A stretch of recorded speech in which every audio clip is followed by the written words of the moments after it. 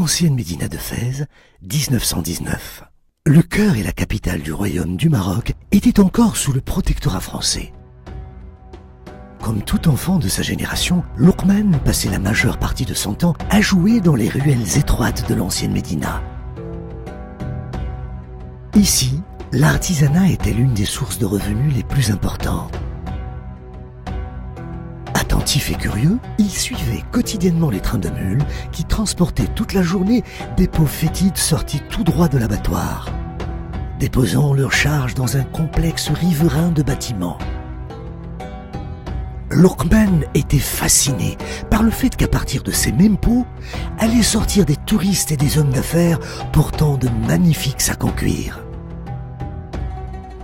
Ce qui le rendit de plus en plus curieux au sujet de la maroquinerie. À 15 ans, Loukman parvint à se trouver un travail décent dans un atelier proche de la tannerie Chouara, considérée comme le cœur du marché du cuir dans le pays. Ainsi, il suivait fièrement les traces des innombrables générations qui ont exercé avant lui une profession dans le cuir.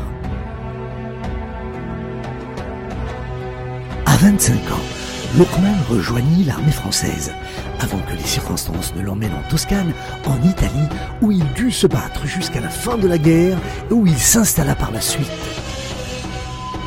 Au cours des premières années d'après-guerre, Loukman eut la chance de travailler sous la tutelle de l'un des maroquiniers les plus talentueux d'Italie.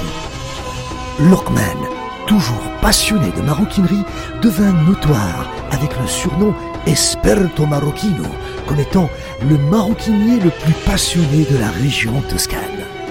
De nombreuses années plus tard, il décida de retourner à son Maroc bien-aimé. Loukman ne tarda pas à se faire une réputation qui lui valut d'être prisé des clients les plus en vue de sa région. Son éminence dépassa même les frontières marocaines et de nombreux touristes italiens s'empressaient de voir la tannerie Chouara. Et surtout Loukman, le merveilleux maroquinier qui parle italien. Il se distingua également par son esprit positif en offrant pendant de nombreuses générations aux jeunes travailleurs les plus méritants un porte-document en cuir spécial portant sa propre signature.